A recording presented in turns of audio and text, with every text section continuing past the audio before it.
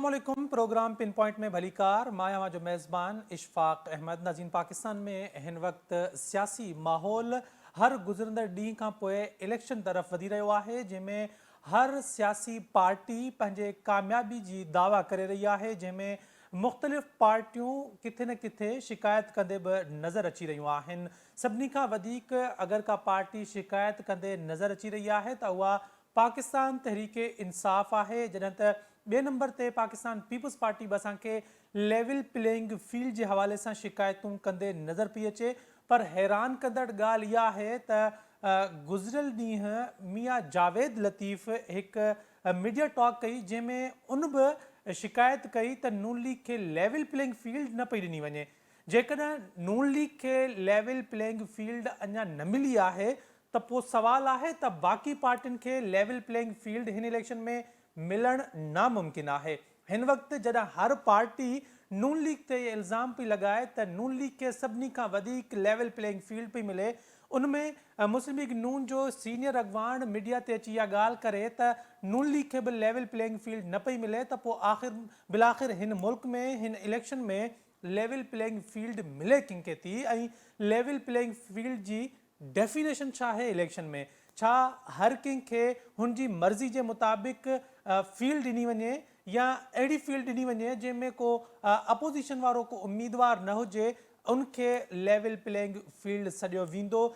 पाकिस्तान में हिन वक़्तु मुख़्तलिफ़ सियासी पार्टियुनि जे अॻवाननि ते अदालतुनि में केस बि हलंदड़ आहिनि, जिन जा फ़ैसिला उन्हनि जे हक़ में बि अचनि पिया ऐं के फ़ैसिला उन्हनि जी मुखालफ़त में बि अचनि पिया। सभिनि खां वधीक पाकिस्तान तहरीक इंसाफ़ जी जेकॾहिं ॻाल्हि कजे त उन्हनि जा केस मुख़्तलिफ़ अदालतुनि में हिन वक़्तु बि हलंदड़ आहिनि। चेयरमैन जेको अॻूणो चेयरमैन PTI हुयो, उन समेत मुख़्तलिफ़ सियासी अॻवान जेके आहिनि उहे मुख़्तलिफ़ केसनि खे मुंहुं ॾेई रहिया आहिनि। ऐं सॼी सूरत हाल में इलेक्शन जी शफ़ाफ़ियत, इलेक्शन साफ़ ऐं शफ़ाफ़ थींदी या न थींदी, इलेक्शन में लेवल प्लेइंग फील्ड केतिरे हद ताईं मिलंदो या न मिलंदो? गुज़िरियल ॾींहुं कोर कमांडर कॉन्फ्रेंस में इहो फ़ैसिलो कयो वियो त इलेक्शन कमीशन खे इलेक्शन में हर मुमकिन जेको सहकार थींदो उहो बि ॾिनो वेंदो।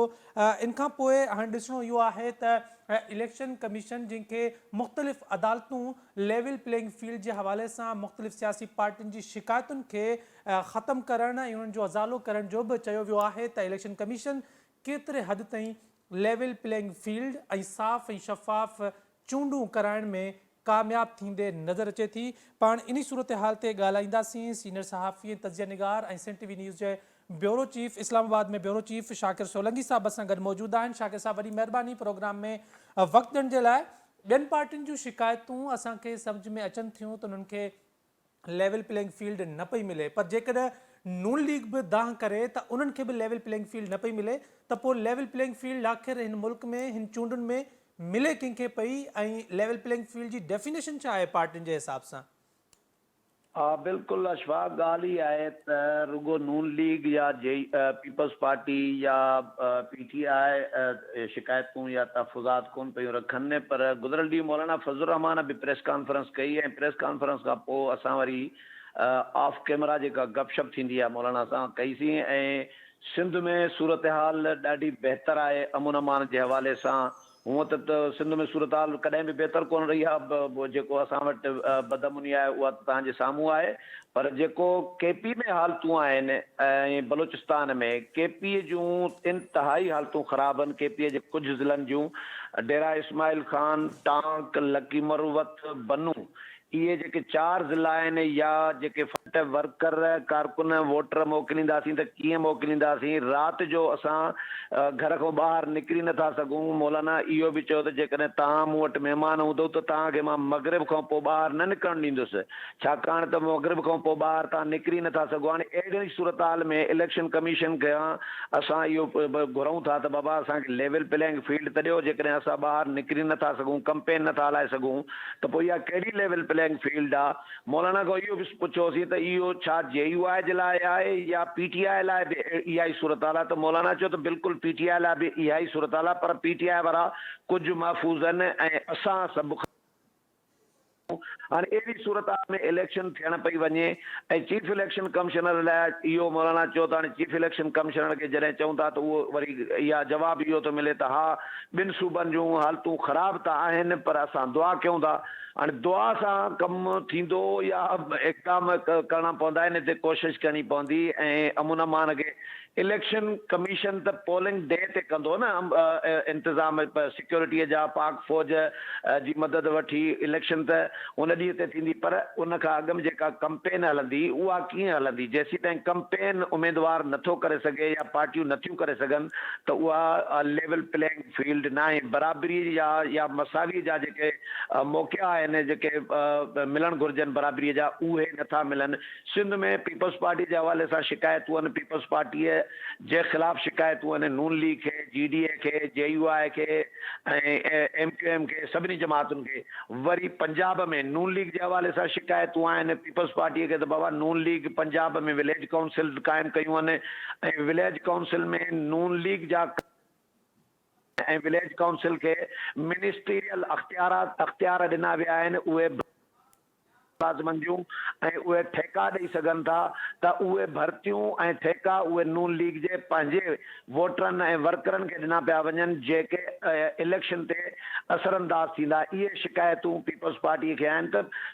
शिकायतूं नून लीग खां बि आहिनि, सिंध में पीपल्स पार्टी खां शिकायतूं, पंजाब में नून लीग खां शिकायतूं। वरी KP में मौलाना जो इल्ज़ाम इहो आहे त असांखे कंपेन नथी हलाइण ॾिनी वञे ऐं PTI खे। शाकिर साहब अवां मौलाना फज़लुर रहमान जी बार बार ॻाल्हि पिया कयो। गुज़िरियल ॾींहुं मौलाना फज़लुर रहमान जी प्रेस कॉन्फ्रेंस मूं बि ॿुधी, उन में मौलाना हिकु हैरान कंदड़ ॻाल्हि कई। उनजो मौलाना जो चवणु हुयो त PTI सां जेका असांखे बज़ाहिर ज़्यादती थींदे नज़र पई अचे, इहा असल में PTI खे प्रोजेक्ट करण जो हिकु तरीक़ो आहे। अवां मौलाना खां सवाल कयो त जेको कुझु PTI सां थिए पियो, इहो केरु पियो PTI खे प्रोजेक्ट करे, जंहिंजा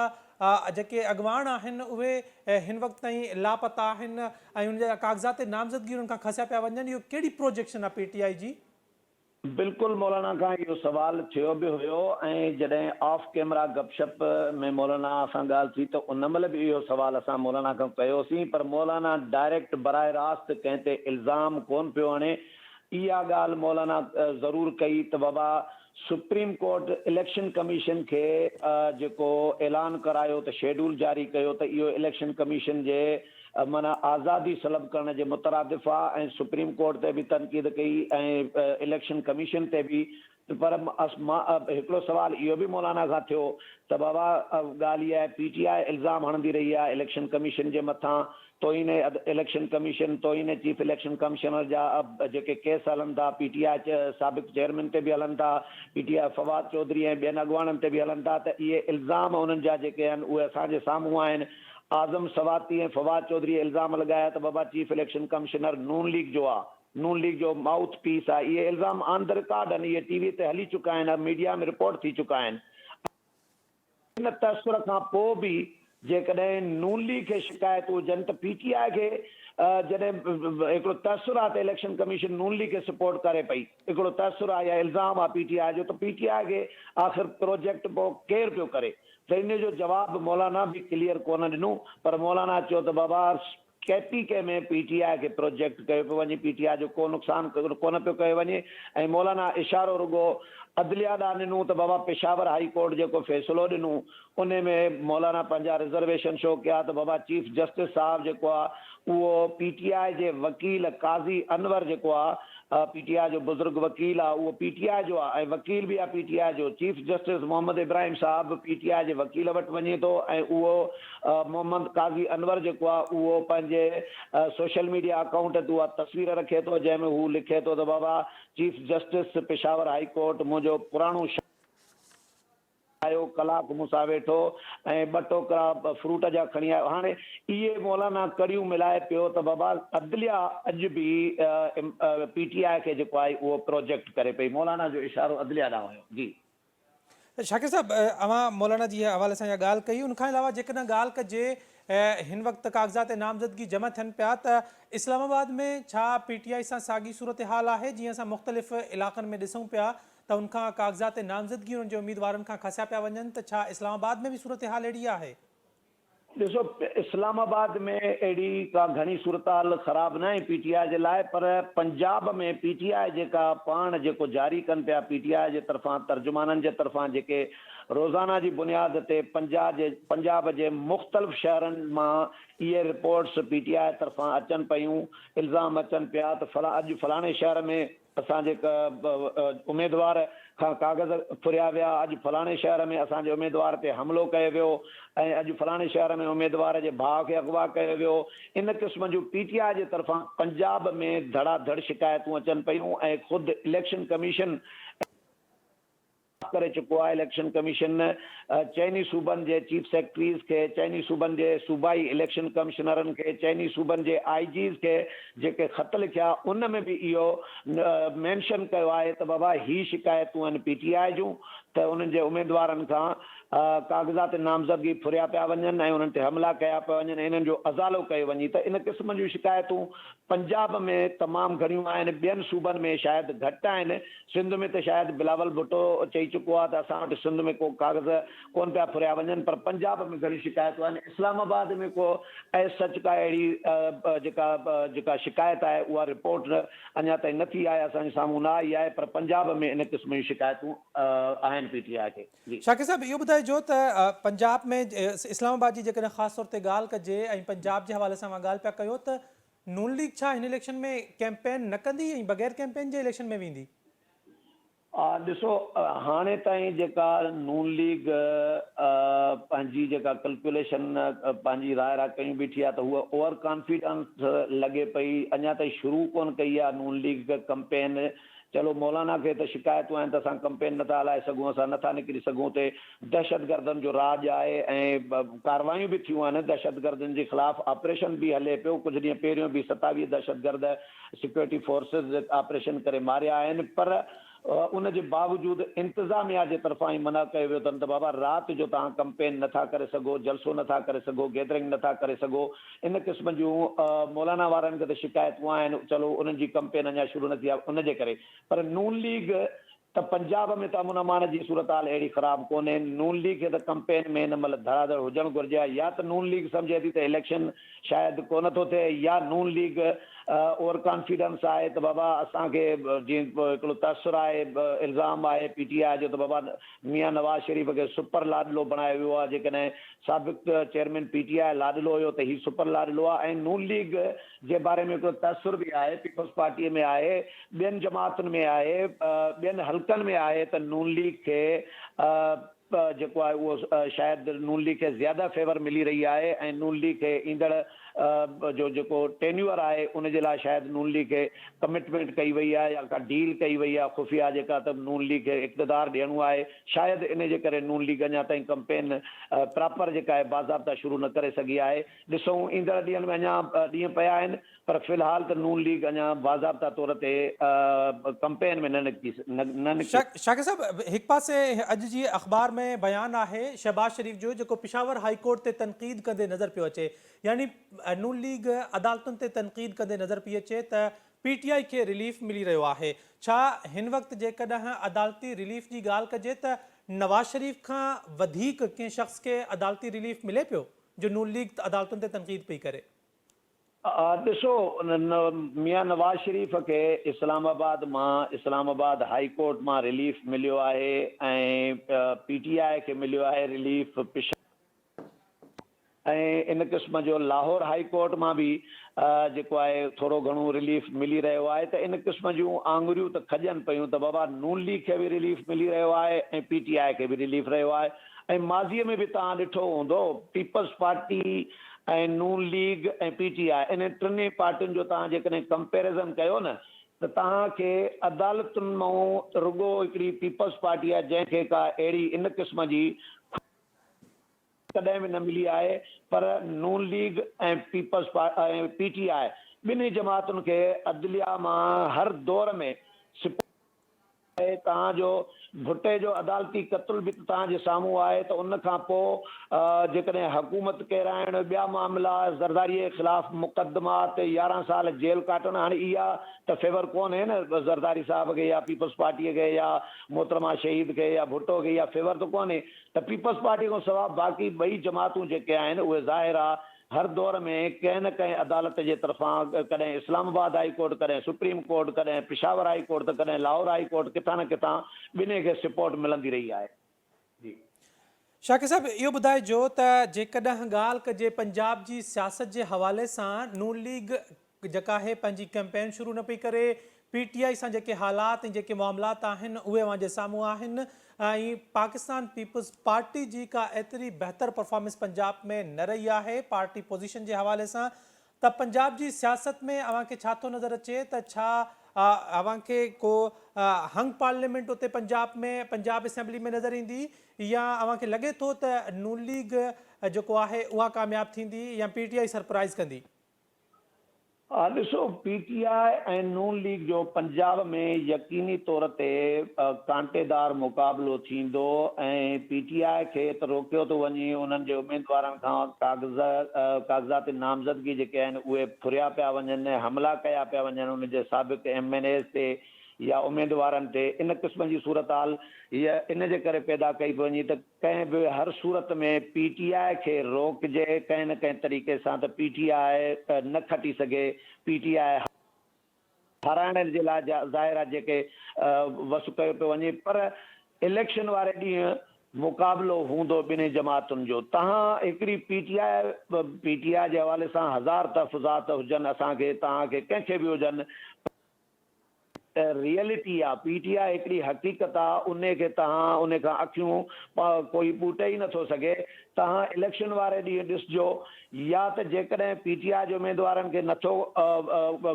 जेकॾहिं मैदान में बीहण ॾिनो वञे त PTI जो वोटर न निकिरंदो ऐं हू कंहिं बि पार्टी खे वोट कोन ॾींदो ऐं तव्हां टर्न आउट जेको हूंदो उनजी वरी तव्हां सूरत हाल ॾिसजो ऐं मुंहिंजो ख़्यालु इहो आहे त जेको नज़र अचे पियो त ही जेके इलेक्शन हाणे थियनि पियूं 2024 जूं इहे माज़ीअ जे समूरनि इलेक्शन में जेके चूंडूं थियूं आहिनि उन्हनि जे भेट में जेके तकरारी इलेक्शन हूंदा उहे ही 2024 जा हूंदा छाकाणि त अहिड़ो इन क़िस्म जी सूरत हाल माज़ीअ में असां कॾहिं कोन थी आहे त हिकिड़ी पार्टीअ खे तव्हां इन तरीक़े सां ख़तमु कयो या इन त उनजी पूरी क़यादत जेका आहे उहा जेल में तव्हां विझो उन्हनि जे उमेदवारनि खां कॾहिं ज़िंदगी में असां इन क़िस्म जो कोन ॿुधो आहे कंहिं इलेक्शन में त कंहिं पार्टीअ जे उमेदवारनि खां हर जॻह ते काग़ज़ फुरिया वेंदा हुजनि त बाबा नॉमिनेशन पेपर जमा न करायो हुनजे घरनि ते वञी हुननि खे धमकियूं ॾेई अचे कोई त सुभाणे हाणे इन क़िस्म जी सूरत हाल अॻु में त पैदा कोन थी आहे त हाणे इहे जेकॾहिं जे इन क़िस्म जूं शिकायतूं रिकॉर्ड ते त वञनि थियूं ऐं इहे आलमी सतह ते बि इहे रिपोर्ट थींदियूं यकीनी तौर ते थियनि पियूं ऐं आलमी दुनिया बि इन्हनि चूंडुनि खे तस्लीम न कंदी ऐं मौलाना खां बि कल्ह पुछियोसीं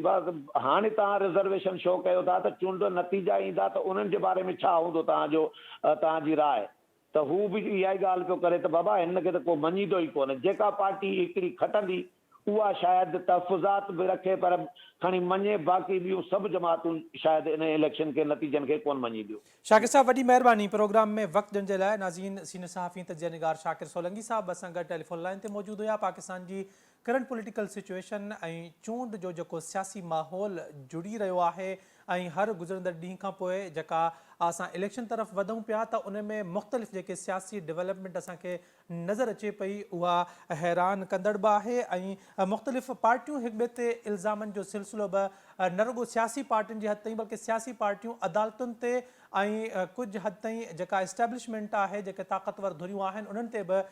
इल्ज़ामनि जो सिलसिलो जेको आहे उहो तेज़ थी वियो आहे प्रोग्राम जो सिलसिलो जारी आहे ते वक़्तु थियो आहे ब्रेक जो असां गॾु रहिजो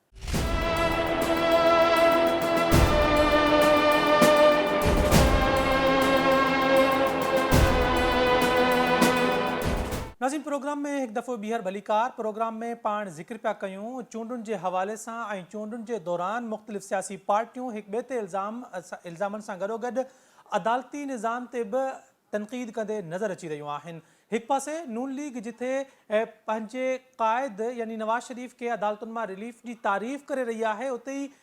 پی ٹی آئی کے اگر کہیں کیس میں ریلیف تو ملے تو پوری نون لیگ ان عدالتی نظام ان عدالت ان جج تے تنقید کندے اساں کے نظر اچی رہی ہے بے پاسے Pakistan Peoples party Pakistan Tehreek Insaf level playing field کے حوالے سے شکایت کئی پہ پر جڏहिं جاوید لطیف جو نون لیگ جو اہم اگوان ہے ان بھی لیول پلینگ فیلڈ کی گال کئی ہے تو نون لیگ کے بھی لیول پلینگ فیلڈ نہ پہ ملے تو پو سوال اٹھن تھا تو آخر ہن الیکشن میں کیڑی پارٹی کے لیول پلینگ فیلڈ ملی رہی ہے اور کن پارٹی کے لیول پلینگ فیلڈ کے حوالے سے کا شکایت نہ ہے ان صورتحال تے پان ڳالھائينداسين سینئر صحافی تجزیہ نگار شاہین قریشی صاحب اساں گڈ موجود ہیں. شاہین صاحب بہت شکریہ پروگرام میں وقت دینے کے لیے. فرمائیے گا کہ ایک طرف نواز شریف کو عدالتی ریلیف ملتا ہے تو نون لیگ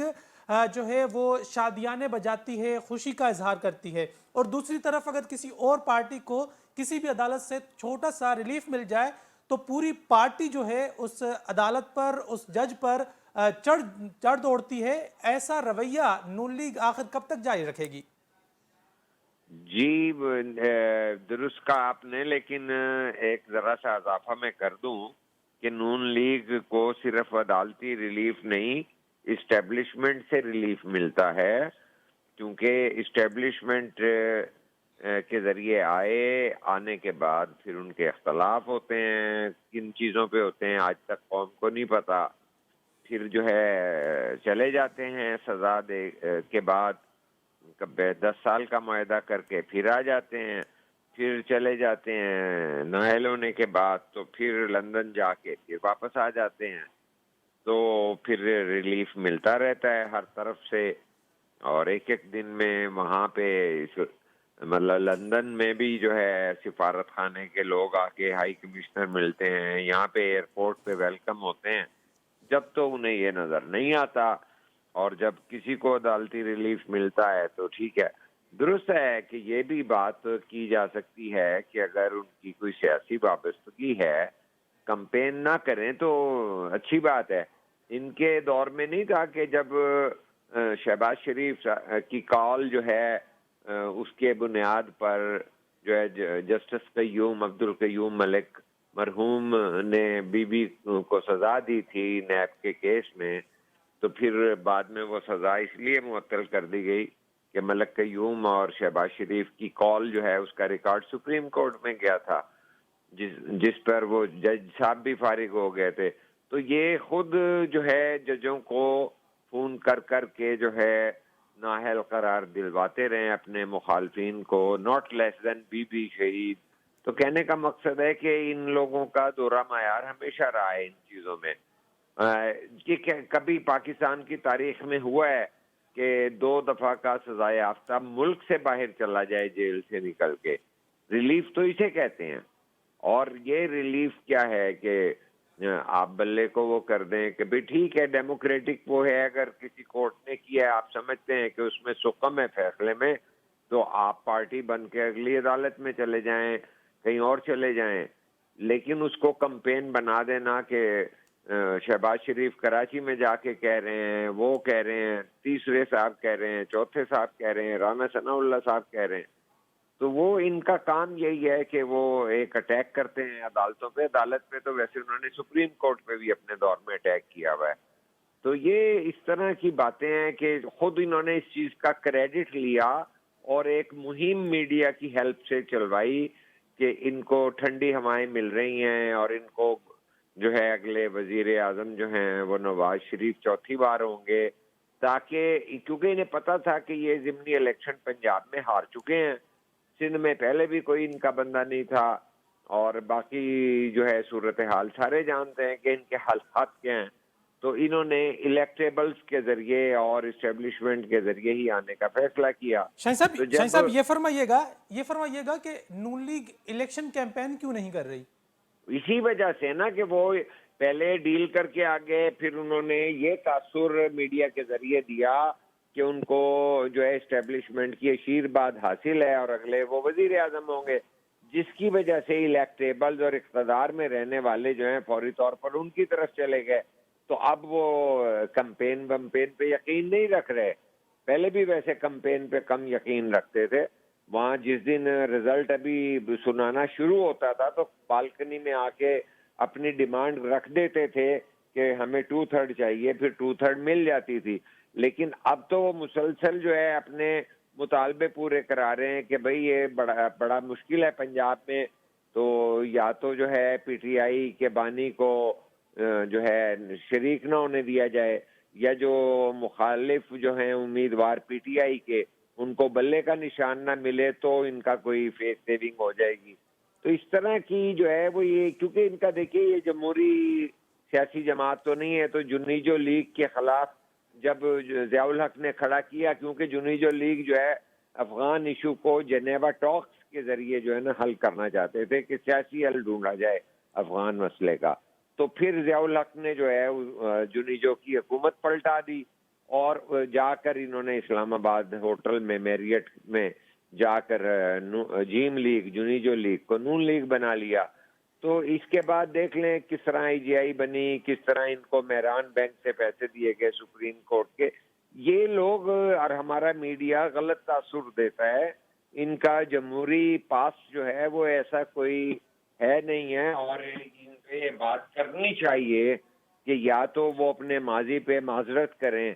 کیونکہ دیکھیے یہ باتیں پی ٹی آئی والے بھی درست کہتے ہیں کہ بی بی کے خلاف انہوں نے جو ہے غلیظ ترین مہمیں بھی کی ہیں، اور جمہوریت کو نقصان کرنے کے لیے انہوں نے آئی جی آئی بھی کی ہے. انہوں نے اسامہ بن لادن سے بھی پیسے لیے ہیں، اوروں سے بھی پیسے لیے ہیں. تو اس کے بعد اگر آپ کہتے ہیں جی ہم نظریاتی ہو گئے، ووٹ کو عزت دو، اب ووٹ کو عزت دو کا نعرہ واپس چلا گیا ہے، اور اب وہ سیاسی اتحاد کرتے پھر رہے ہیں. جس طرح آج جو ہیں شہباز شریف کراچی میں تھے کہ بھئی مل جل کے کوئی ایم کیو ایم، چونکہ ایم کیو ایم کا تو یہ ہے کہ جب اسٹیبلشمنٹ جس کے ساتھ بھیجتی ہے وہ جیز میں چلے جاتے ہیں. جب وہ عمران خان کے ساتھ انہیں کہا کہ باہر نکل جاؤ تو اسٹیبلشمنٹ کے کہنے پہ وہ باہر چلے گئے. تو عمران خان کا بھی یہی حال ہے کہ وہ اس وقت تو اعتراض نہیں کرتے جب ان کے جہیز میں جو ہے ایم کیو ایم اور ایسی باپ پارٹی دی جاتی ہے، جب انہیں نکالتے ہیں تو یہ روتے ہیں. تو کیونکہ ان کا ابھی جمہوری جو ہے تشخص جو ہے اتنا نہیں ہے، کیونکہ ہمارے جو ہے میڈیا ایک جمہوری روایات سے کم آشنا ہے اور ایک سلیکٹڈ میڈیا، تو وہ عمومی طور پہ ایسی باتیں کرتے رہتے ہیں جس میں کیمپین جرنلزم ہوتی ہے کہ مختلف لوگوں کی کیمپین کرتے ہیں. جس طرح کل ایک چینل ابھی انہوں نے جو ہے بلاول صاحب نے پورا منشور نہیں دیا، اس کے 10 نکات جو ہیں انٹروڈیوس کرائے 27 تاریخ کو بی بی شہید کے وہاں پر جلسے میں، لیکن انہوں نے کہا کہ ان کے اس میں تو ماحولیات بھی نہیں ہے. بھائی ابھی تو وہ آنا ہے منشور. تو لہٰذا اس طرح کی چیزیں ہم دیکھتے آ رہے ہیں بطور آزاد مبصر کے، جس میں ہم پیپلز پارٹی میں بھی جب تنقید جائز ہوتی ہے کرتے ہیں، اور جمہوریت کے خلاف کوئی بھی بات ہو ہم اس پہ آواز اگر نہیں اٹھائیں گے تو ہمیں صحافت میں نہیں ہونا چاہیے، کیونکہ صحافی کا بنیادی رویہ شاہین صاحب، جمہوریت آپ پسند نے ہونا چاہیے. بلاول صاحب کی بات کی، تو بلاول لاہور کے بھی ایک حلقے سے الیکشن میں حصہ لے رہے ہیں. آپ کیا سمجھتے ہیں پیپلز پارٹی لاہور سے بلاول کو جتوا سکتی ہے؟ دیکھیے بلاول صاحب نے خود اس کا اعلان کر دیا، وہ ہے کہ میں نے یہ کہا کہ جو سب سے مشکل حلقہ ہے وہ مجھے آپ دے دیجئے، کیونکہ وہ جو ہے نا اس طرح الیکٹیبلز یا کوئی لاہور کے بڑے کوئی طاقتور آدمی کو لا کے اور اسے کہیں کہ ہم آپ کو یہ بنا دیں گے وہ بنا دیں گے. وہ خود سامنے آئے ہیں جو ایک جمہوری اور ایک قائدانہ صلاحیت کے نوجوان لیڈر کا رول بنتا ہے کہ اگر پنجاب میں وہ کہتے ہیں اور ٹھیک کہتے ہیں کہ انہیں نکالا گیا ہے پنجاب سے اور سازشیں ہوئی ہیں، تو لیڈرشپ کا کام ہے کہ وہ آئیں، عوام سے رابطہ کریں، اور جو عوام کرے وہ کرے، اور عوام کو رسپیکٹ دینی چاہیے اور عوام کے فیصلے کو تسلیم کرنا چاہیے. وہ ایک الگ بات ہے کہ وہ ہارتے ہیں جیتتے ہیں، لیکن میں اس بات کا معترف ہوں کہ یہ سیاسی انداز اختیار کیا ہے. اور انہوں نے جلسہ عام میں کہا کہ بھئی میں نے یہ کہا کہ جو سب سے بڑا مشکل لگتا ہے، میں نے اپنی پارٹی کو کہا کہ جو حلقہ لاہور میں سب سے مشکل لگتا ہے وہ دے دیں، اور وہ آگے ہیں اس کے اندر، لیکن اس کی راہ میں رکاوٹیں ڈالی جا رہی ہیں کہ بھئی اختلاف کوئی نارووال سے سیالکوٹ کے علاقے سے آ کے اعتراض کروایا جا رہا ہے. تو کہنے کا مقصد یہ ہے کہ لیکن اس میں بھی جو ہے ہیومن ایرر جو ہوتی ہے کہ ٹائپ آف مسٹیک اگر آپ پارلیمنٹیرین لکھتی ہے ابھی لسٹیں نہیں بنی تو اس کو کریکٹ کیا جا سکتا ہے. اور ان کے وکیل جو ہیں جو سابق اٹارنی جنرل ہیں قادر صاحب, انہوں نے وہاں پہ کہا ہے کہ بھئی یہ اس کے اندر الیکشن رول کے اندر موجود ہے یہ سارا, کہ جب کوئی کہتا ہے کہ بھی پارلیمنٹین غلطی سے لکھا گیا تو اسے مٹا دیں, ختم ہو گیا, کیونکہ ان کا سندھ کے 2 حلقوں میں جو ہے ایکسیپٹ کر لیا گیا ہے. تو وہ حصہ لیں گے, اور وہ میرا خیال ہے کہ جیتنا نہ جیتنا تو اپنی جگہ پہ ہے, لیکن انہوں نے یہ بتایا کہ جب وہ آئیں گے تو انہیں رسپانس ملے گا. میں ویسے ذاتی طور پہ سمجھتا ہوں کہ انہیں رسپانس ملے گا, کیونکہ جب یہ کہا جاتا ہے کہ 10,000 5,000 یا 800 ووٹوں تک پیپلز پارٹی محدود ہو گئی تھی, تو میں سمجھتا ہوں کہ انہوں نے ایک لیڈرشپ کا مظاہرہ کیا ہے, پنجاب میں آنا چاہیے, اور جو بھی جمہوری فیصلہ عوام کریں اسے تسلیم کرنا چاہیے. اور میں تعریف کروں گا کہ بھئی دیکھیے انہوں نے وہ کیا, یہ نہیں سوچا کہ بڑی محفوظ سیٹ پر آئیں یا کچھ اور ارینج کریں یا کچھ اور کریں. نہیں, آئی اپریشیٹ اٹ. رزلٹ جو ہے وہ اس کا تو اعلان 8 فروری کو ہو جائے شاہین گا. صاحب یہ فرمائیے گا کہ بلاول کے حوالے سے ہی ایک بیان آج کے اخباروں میں ہے کہ بلاول صاحب یہ کہتے ہیں کہ پی ٹی آئی کو مفاہمت کے لیے توبہ کرنی ہوگی. اگر پی ٹی آئی توبہ کر لے اور پی ٹی آئی کے پاکستان پیپلز پارٹی اور پی ٹی آئی کی آپس میں مفاہمت ہو جائے تو کس کے لیے یہ فائدہ مند اور کس کے لیے نقصان دہ ہو سکتی ہے؟ یہ جو سب سے پہلے تو یہ پاکستان کے لیے فائدہ مند ہے کہ دیکھیے ہوتا یہ ہے کہ جو 9 مئی کا واقعہ ہے وہ ریاست کے اوپر حملے کے مترادف ہے, اس لیے کہ آرمی چیف بھی اور سابق وزیر اعظم جب حکومت میں تھے شہباز شریف, وہ بھی یہ کہہ چکے ہیں کہ وہ فوج میں بغاوت پھیلانے کی ایک سازش تھی, جس کا مقصد جو ہے جنرل عاصم کے خلاف جو ہے نفرت اور ان کے خلاف اقدامات کا تھا, اور آئی ایس آئی چیف پر بھی روکنے کی کوشش تھی. جنرل فیض کو وہ بنانا چاہتے تھے, اور گزشتہ روز بھی یہ بات دوبارہ نکلی تھی کہ جس طرح انہوں نے 6 ماہ کے لیے جو ہے جنرل باجوہ کی ایکسٹینشن کی بات بھی کی تھی کہ انہیں چلو 6 ماہ کے لیے دے دیں, تو وہ بھی جنرل عاصم کو روکنا چاہ رہے تھے. تو اس کے نتیجے میں کچھ اور باتیں کی جاتی ہیں, کچھ نہیں کی جاتی. لیکن میں ایک سینٹنس محفوظ طریقے سے ضرور کہوں گا کہ اس کے زمان پارک میں سابق چیئرمین پی ٹی آئی کے گھر کے باہر ایکس سروس مین بھی تو اسی طرح ٹارگٹ کر رہے تھے آرمی چیف جنرل عاصم کو ان پی ٹی آئی بانی کے گھر کے باہر. تو لہذا اس کے اندر سرے تو ملتے ہیں, اور جو ہے جنرل عاصم نے اور فوج نے یہ اعلان بھی کیا کہ انہوں نے اپنی صفوں کے اندر ایکشن بھی لیا ہے, اور لاہور کے کور کمانڈر کو ہٹا بھی ختم بھی نوکری سے بھی نکالا گیا ہے. تو ہوا تو تھا نا یہ, اور بہت سارے اور افسروں کا بھی ذکر کیا تھا. یہ تو فوج جب مرضی چاہے تو اعلان کر دیتی ہے, ان کا اپنا سسٹم ہے, لیکن ریکارڈ کے اوپر تو یہ موجود ہے کہ سازشیں ہوئی تھیں. تو لہذا جی ایچ کیو پر حملے ہونا اور جو ہے کور کمانڈروں کے گھروں پر, شہداء پر, سرگودا میں ایئرپورٹوں میں جہازوں کو آگ لگانے کی کوششیں, اور اس طرح کی آئی ایس آئی کے دفاتر پہ, یہ پاکستان کے لیے اور پاکستان کے دفاع کے لیے اور پاکستان کی ریاست کے لیے ایک بڑی جو ہے گھناؤنی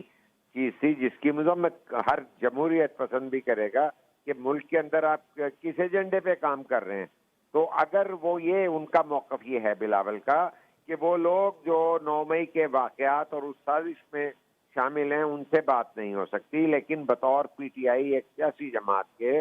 اور جو جمہوری لوگ ہیں جو اس کی مذمت کریں, معافی مانگیں کہ جو 9 مئی کو ہوا ہے, اور اس سے پہلے کا بھی ماضی ہے کہ جب فاشسٹزم ہو رہا تھا, جب میڈیا کے خلاف کام ہو رہا تھا, جب اپوزیشن کے خلاف انتقامی کیسز بن رہے تھے, اس میں معافی مانگیں. یہ موقف بالکل اسی طرح ہے جس طرح میں کہہ رہا تھا کہ یہ ووٹ کو عزت دو اور جو ہے آئی جی آئی بنا لو, اور جو ہے اسامہ بن لادن سے پیسے بھی لے لو, اور عورت کے وزیر اعظم ہونے کا اختلاف بھی کرو ماضی میں, اور اب مریم نواز کو جو ہے اس کی سیاست کو بھی آگے لے کے چلو. تو کہنے کا مقصد ہے کہ ان تضادات کا حل یہ ہے کہ جن لوگوں نے ریئلائز کیا ہے انہیں پبلک اپالوجی عوام سے جو ہے معذرت کرنی چاہیے اپنے طرز عمل پر, کوئی یہ نہیں کہتا کہ پاؤں میں پڑ جائیں. عوام پوری مہذب دنیا میں ہوتا ہے کہ جب آپ کسی غلطی کا اعتراف کرتے ہیں تو پبلک اپالوجی کرتے ہیں, عوام الناس کو کہتے ہیں کہ وی فیل سوری, ایسا نہیں ہونا چاہیے تھا. تو یہ بڑی ایک جائز ڈیمانڈ ہے کہ اگر آپ یہ سمجھتے ہیں کہ آپ کے رویے جمہوریت دشمن تھے اور عوام دوست نہیں تھے, اور جو افواج کے جو ہے تنصیبات پر حملے کرنے والے جو ہیں, اگر آپ ان کی مذمت کرتے ہیں اور جمہوری راستے پہ چلنے کی بات کرتے ہیں, تو آئیے, کیونکہ پاکستان کو جو ہے میکسیمم جو ہے سیاسی قوتیں مل کر ہی اس کے اقتصادی اور سیاسی مشکلات کو مل جل کے ہی حل کر سکتے ہیں نا. تو یہ بڑی ایک مثبت اپروچ ہے. اور ان لوگوں سے بات کرنے کا کیا فائدہ کہ جو لوگ جمہوریت کا فائدہ تو اٹھاتے ہیں لیکن جب ان کا دور ہوتا ہے تو وہ جمہوری رویے نہیں رکھتے, فاشسٹ رویے رکھتے ہیں. تو میں سمجھتا ہوں کہ بلاول کا بیان جو ہے وہ درست ہے اس بات حوالے سے. شاہین صاحب بہت شکریہ پروگرام میں وقت دینے کے لیے. ناظرین, سینئر صحافی تجزیہ نگار شاہین قریشی صاحب اساں گڈ ٹیلی فون لائن تے موجود ہویا. پاکستان جی ہن وقت جکا سیاسی صورتحال ہے جن میں الیکشن جو ماحول ہر گزرندड़ ڈींहं खां पोइ असांखे वधंदे नज़र अचे पियो. उन में मुख़्तलिफ़ शिकायतूं हर सियासी पार्टी खे हक़ आहे. उनखे लॻे त हुन सां ज़्यादती पई थिए त हू आवाज़ जेको आहिनि पंहिंजो उथारींदियूं आहिनि. हिन वक़्त बि असांखे इहो ई माहौल नज़र पियो अचे. हर पार्टी कंहिं न कंहिं हवाले सां का शिकायत कंदे नज़र पई अचे. इंतज़ामिया जी हिन वक़्तु ज़िम्मेदारी इहा आहे त हू साफ़ ऐं शफ़ाफ़ चूंडुनि जे लाइ हर सियासी पार्टी ऐं हर सियासी उम्मीदवार जेको उम्मीदवार कंहिं बि हल्के में बीठल आहे उन जे लाइ अहिड़ो माहौल फ़राहम कयो वञे त जीअं हू आज़ादाना तरीक़े सां पंहिंजी चूंड मुहिम जेका आहे उनखे हलाए सघे ऐं उनखे कंहिं बि क़िस्म जी का बि पाबंदी न हुजे त जीअं चूंडुनि खां पोइ हिन मुल्क में न रुगो सियासी बल्कि मुआशी इस्तेहकाम बि अचे ऐं हिन मुल्क जी जेका तरक्की जो जेको सफ़र आहे उनखे बहितर नमूने सां अॻिते वधाए सघिजे. अॼु जे प्रोग्राम में एतिरो ई. पंहिंजे मेज़बान इशफाक अहमद खे ॾींदा इजाज़त. अल्लाह हाफ़िज़.